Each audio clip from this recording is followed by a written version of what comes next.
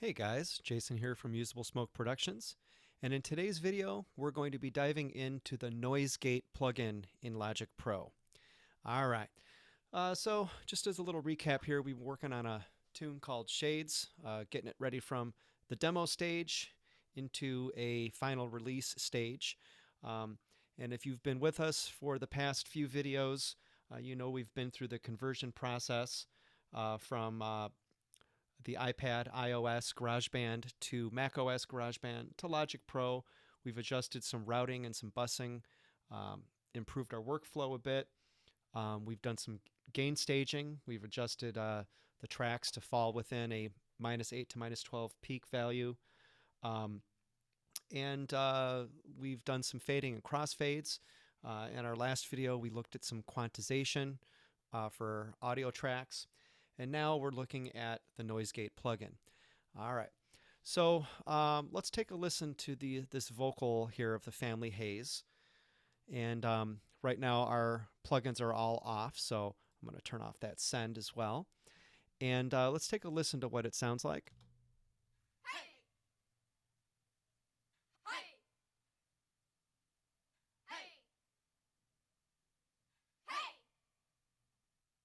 Okay, so in that example, there's a couple of things that are making it into our signal that we don't want. I can hear some room noise. All right, this was recorded in a basement, and the basement, of course, is the home to many wonderful sounds, such as light fixtures, pipes.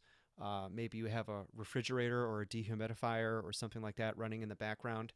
All of those things can find their way into your audio recording. So the noise gate comes in handy because you can potentially eliminate, but definitely reduce some of those unwanted sounds. So I'm going to go ahead and click on our noise gate plugin, and just move it off to the side here. And I'll show you what some of the primary functions here do. Yeah, we'll take a listen to what it sounds like once it's engaged and when it's not engaged. So here it is again. Everything's off.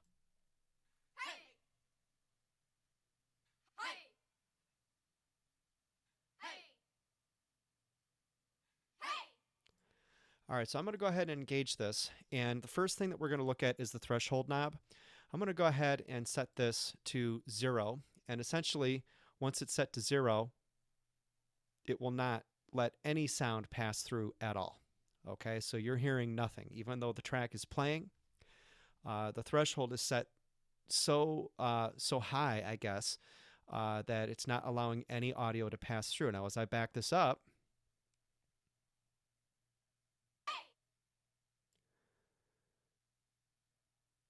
you can hear that some of the audio is making its way through. Maybe the loudest one, so I'm going to back this up a little more.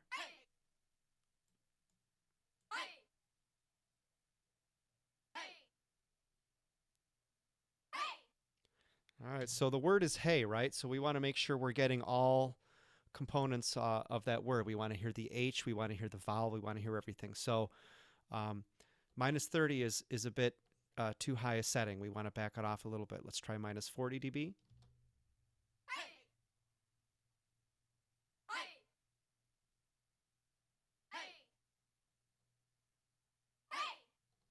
It's a little better. I had it originally set at -45.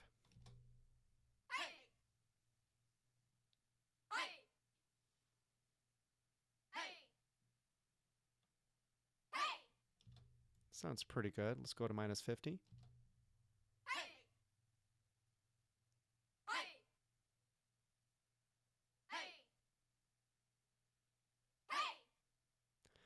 All right, it's pretty good. Now you can see when the noise gate is opening and closing. I've heard the analogy that a noise gate actually is like an actual gate. If you can use that visual, um, you know, it requires a certain amount of force to open the gate. So that's going to be your threshold. The amount of force is the amount of signal that's going to the gate, okay? And it's going to be triggered to open once a certain amount of force does so, all right? So we're going to stick with -50 for now. And we're watching the open and close lights.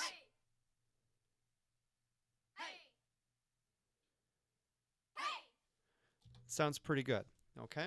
Now the reduction is the amount of signal that is being reduced. If you have it set all the way to minus 100 dBs, that's basically going to eliminate everything when the gate is closed. You won't hear any sound whatsoever passing through.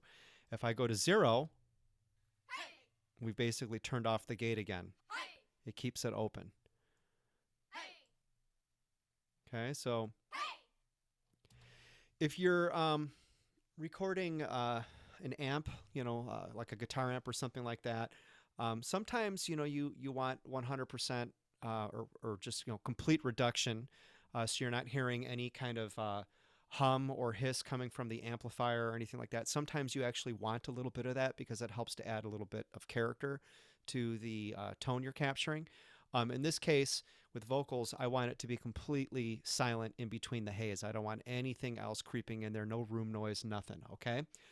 The attack is how quickly the gate will open once it opens, okay? So 2 milliseconds is really fast. If I go to 0, sometimes you might hear like a little pop or a click. Let's hear if that becomes evident.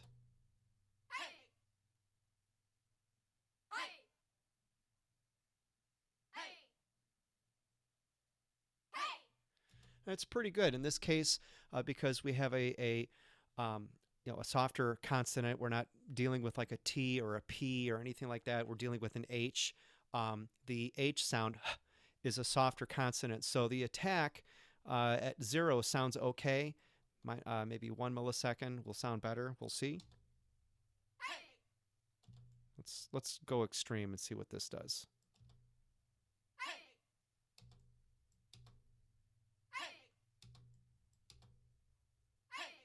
You can hear that it's pretty negligible. Okay, so I'm going to leave my attack at where it was, -2, or I'm sorry, 2 milliseconds. The hold function, the hold knob is going to, it's how long the gate will stay open. Okay, so right now it's set to 160 milliseconds. If I take this way down to like 30 milliseconds, it's going to close really fast.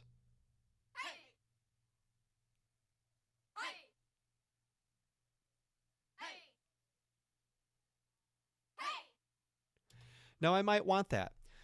If I go the opposite direction and I leave it open to like 1,000 milliseconds, you're going to hear some of that room noise still, in the signal because the gate is not closing fast enough.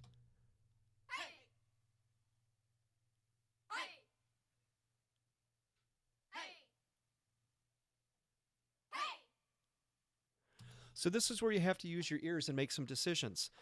This is recorded in a big open, unfinished room where there's some wall reflections and things like that it's capturing as well. If I decrease my hold, I can potentially get rid of some of those wall reflections. Okay, so let's go back to where it was. Okay, 160, and let's take a listen and see if we're getting some of those wall reflections at 160 milliseconds.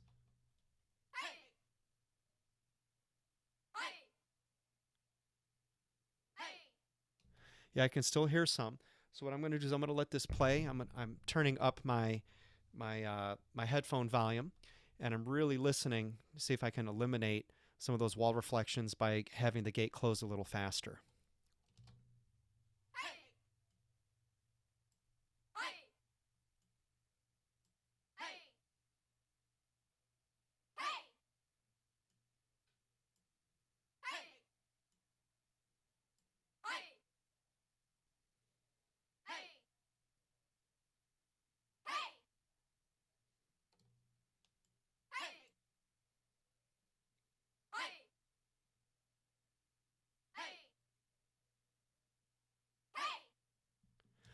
Okay, I'm actually liking it at about 30 milliseconds because the haze are real short.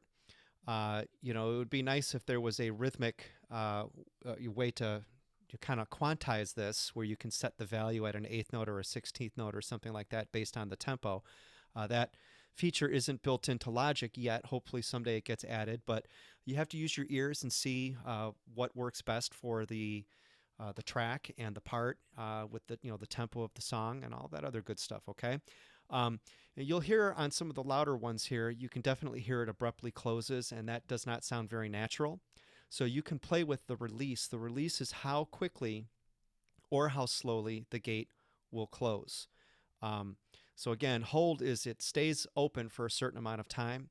The release is how quickly or how slowly it closes once it does close. All right, so let's play with this and see if we can get that to kind of fall off a bit more naturally. We'll kind of play with the wall reflections and all of that other stuff to see if we can get it sounding real natural. Let's go extreme here.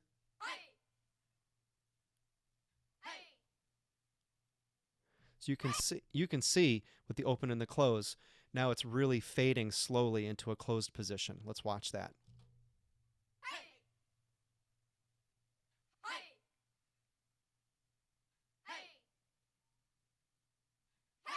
It's way too slow.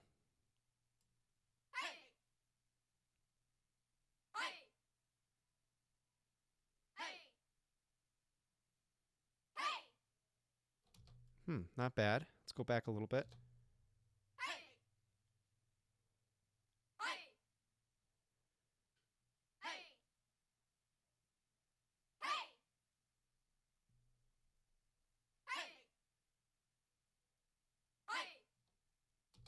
Okay, so this second one here is the one that I really want to listen to mostly.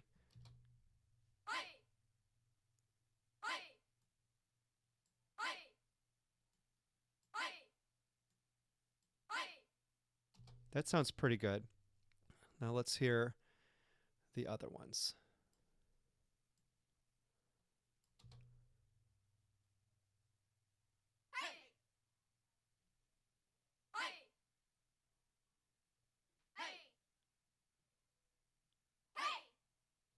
Okay, that sounds pretty good.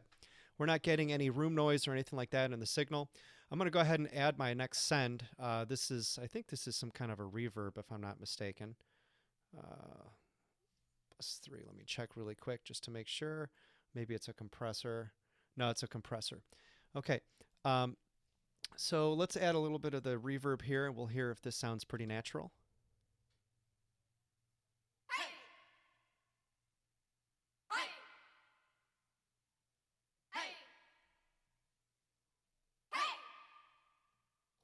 Not bad.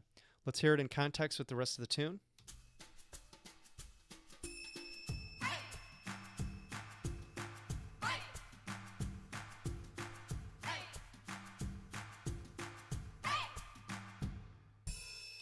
All right, not bad. I'm liking that. Let's go back to the noise gate really quick. I want to touch on some of these other controls here that you have in here.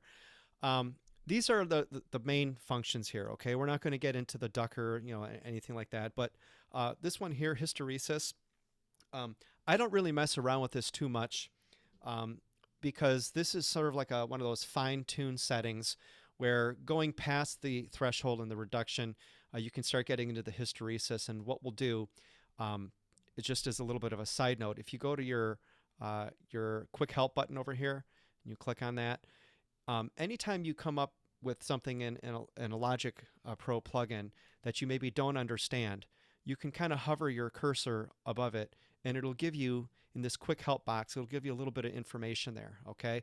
Hysteresis slider and field. It says to set the difference in decibels between the threshold values that open and close the gate. Okay, so what does that mean? Well, it says press option / for more info. So I'm going to go ahead and do that. And this is a really cool tip that has really helped me learn a lot. Is I'm going to go ahead and hover above that, click on that, and it's going to open up the Logic Pro user guide, and it's going to bring up all the information on the noise gate plugin, including the hysteresis slider and field, the ducking knob.